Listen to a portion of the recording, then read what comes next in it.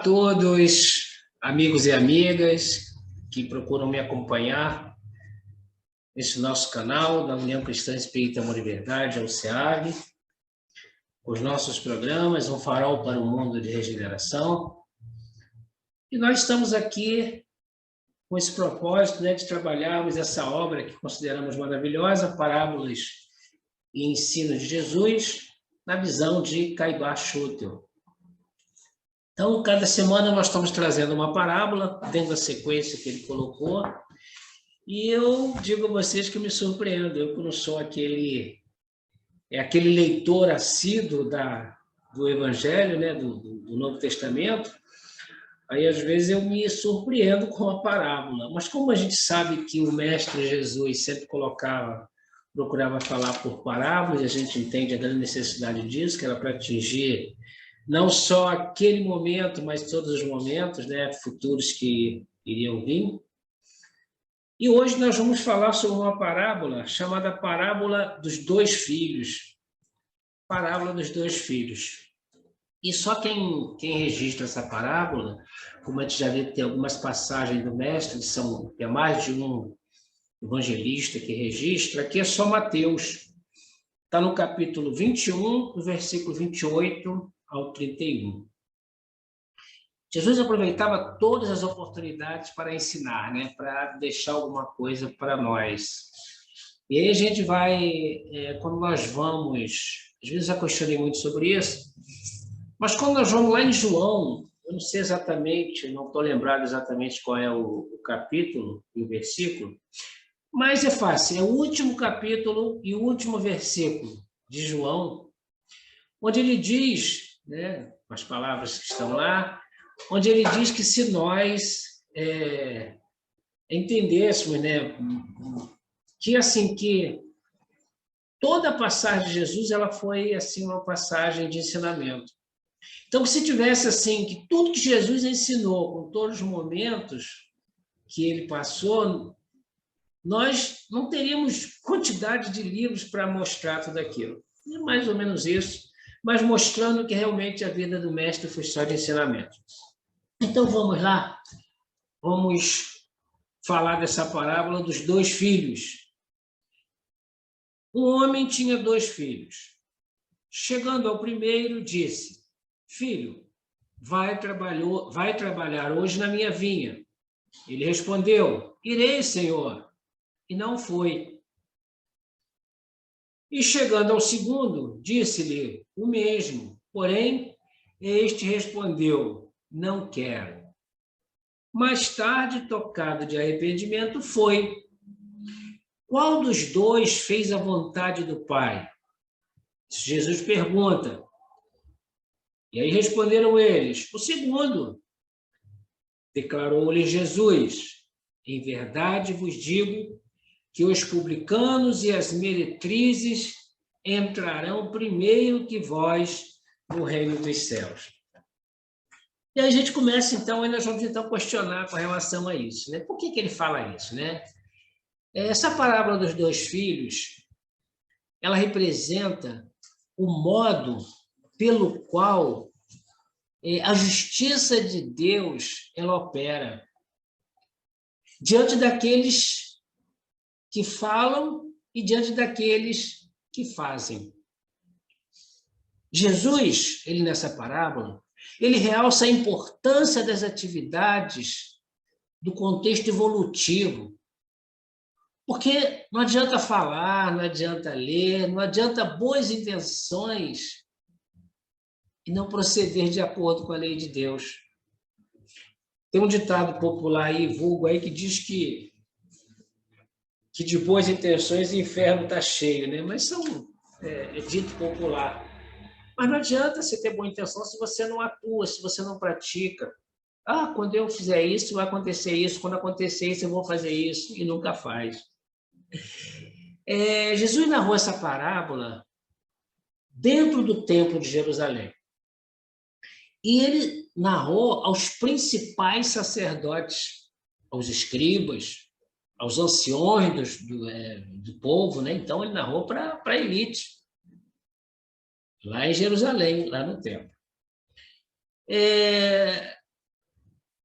E a gente vê, um pai convida seus 2 filhos para trabalhar na vinha. Né? O contexto é esse, vai trabalhar, 2 filhos, trabalhar na vinha.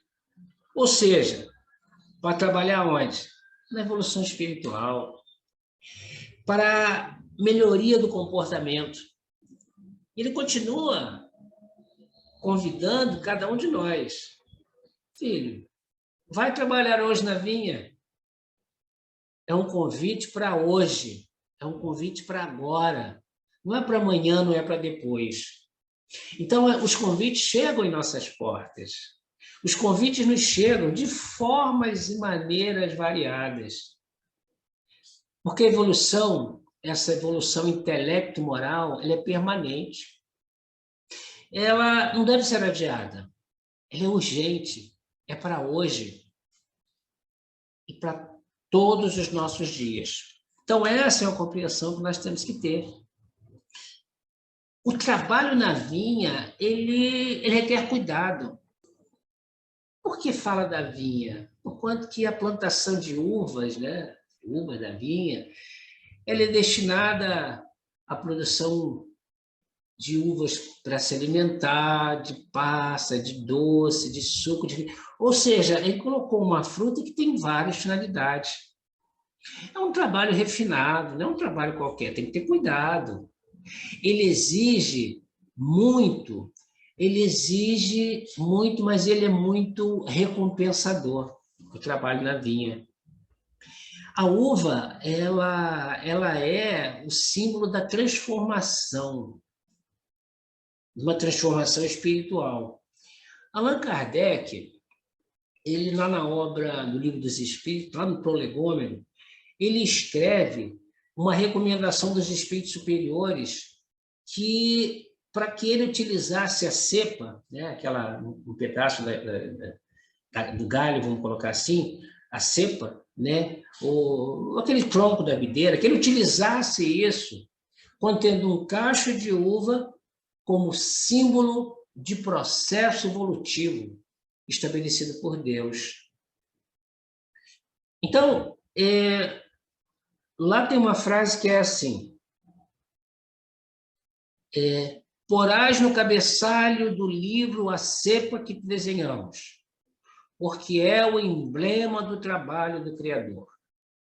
Ali se acham reunidos todos os princípios materiais que melhor podem representar o corpo e o espírito. Aí diz: o corpo é a cepa, o espírito é o licor, a alma ou o espírito ligado à matéria é o barro. Então, ele coloca a cepa, os espíritos colocam a cepa como o símbolo dessa doutrina nova que estaria chegando. E os espíritos continuam: o homem quintessencia, o espírito, quintessencia o espírito pelo trabalho. E tu sabes que só mediante o trabalho do corpo o espírito adquire conhecimento. Só através do trabalho do corpo o espírito adquire conhecimento. Então, esperar que as coisas venham sem o seu trabalho é difícil, né? Isso está lá no Livro dos Espíritos, está lá logo lá na introdução, no Prolegômeno. Jesus narra para a gente que o convite do Pai, que o convite de Deus aos filhos, que os filhos, nós, né, damos resposta diferente. Aí lá ele coloca que o primeiro, né, ele não quis trabalhar, né, na vinha. Mas, posteriormente, arrependido da decisão, compareceu ao trabalho. Não vou não. Mas depois ele pensou bem e foi. Ao contrário do outro irmão, que são muitos de nós, o que acontece? Eu vou. Mas não comparece. Não vai ao trabalho. Promete e não cumpre a sua promessa de trabalho. O que isso se refere? Há muitos de nós. Ah, o Espiritismo é maravilhoso, nossa, que doutrina maravilhosa. Ah, eu fui numa igreja evangélica que é maravilhosa. Ah, eu fui assistir uma missa que é maravilhosa. Ou seja, acha maravilhoso, mas parou por aí. Não compreendeu, na realidade, nada. Então, quando a gente questiona quem que tá melhor aos olhos de Deus, qual dos dois fez a vontade do Pai? O que falou, tá legal, eu vou, mas não foi? Ou aquele simplesmente que disse que não vou e depois raciocinou um pouquinho, parou e foi? Então, nós sabemos que muitos de nós fazemos isso. Mas ele, inclusive, ele coloca dentro disso uma frase que está lá em Tiago 2,17, onde coloca que a fé sem obra é uma fé morta. Então, assim, eu tenho que trabalhar em prol. Não adianta eu só falar que creio e não fizer nada em prol disso aí. Então, não somente a fé, não é somente a fé, mas é também o trabalho, é também a obediência, é também a boa intenção, as boas promessas cumpridas. Então, nós temos que ter essas virtudes, mas sem trabalho ou sem obra, não promove evolução, não promove crescimento do espírito. Então, o trabalho em si, essa questão de nós buscarmos o aprendizado através do trabalho, ela se faz muito importante em nossas vidas. Porque tem algumas crenças religiosas que você tem que ter fé. Aí, através disso aí, você vai angariando as obras, a caridade. Já o Espiritismo coloca que fora da caridade não há salvação. A salvação a gente entende que não há evolução, não há crescimento. Se você não for útil, que adianta você ter fé? Né? Eu tenho fé, mas não trabalho em prol disso. Jesus compara esse primeiro filho, né, na realidade, aos sacerdotes, aos religiosos, as pessoas respeitáveis dentro da sociedade, que promete e não cumpre suas promessas de trabalho na vinha, nessa vinha evolutiva do Senhor.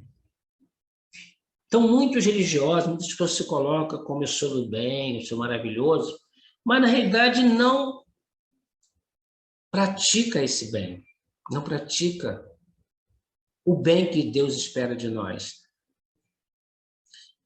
O segundo filho, ele é comparado, que Jesus compara, aos publicanos, compara as meretrizes. Mas por quê? Os publicanos eram vistos mal, e as meretrizes também. As pessoas marginalizadas, sem tradição religiosa, transgressora daquelas leis morais, porém, que acreditam, praticam as verdades espirituais e se transformam em pessoas virtuosas, assim, no momento que percebe o erro, que percebe que houve uma falha naquela maneira de atuar. E, desse modo, Jesus ele censura essa indiferença que os sacerdotes e doutores da lei deram, por exemplo, a João Batista. Então, assim, esse entendimento que nós temos da necessidade do trabalho, da necessidade da fé, mas de uma fé com obra, ele é muito importante. Ao longo da nossa jornada terrestre, acontece muito, nós somos convidados, dia e noite, a esse honroso trabalho de mudança interior. E é uma das coisas que a doutrina espírita solicita de nós, nossa reforma íntima. Só que, na maior parte do tempo, o materialismo aprisiona o ser humano, e de uma maneira muito astuciosa. A gente passa a viver uma vivência periférica de si mesmo. A gente vive a matéria e não vive o espírito. A gente não compreende a necessidade de que nós estamos encarnados para crescer espiritualmente. E aí, o materialmente, ele tem essa vertente de nos auxiliar espiritualmente, evolução espiritualmente. Por isso que assim, a mentira, por isso que a ilusão, por isso que as paixões inferiores, as promessas, falazes, né, encontram um eco, sabe, num recôndito do ser, onde só pode gerar dor, só pode gerar desgastes psicoemocionais, e que são, na realidade, desnecessários. Não tem essa necessidade quando a gente vive isso. Em alguns momentos, nós prometemos e cumprimos as nossas promessas morais, vamos fazer, e normalmente quando a gente está em situação mais difícil, né? Mas, na maioria das vezes, nós agimos de tal maneira que nós nos comprometemos, mas a gente não pratica, sabe? A gente não valoriza os nossos bons momentos. Então, quanto mais nós vamos imitando essa postura desse espírito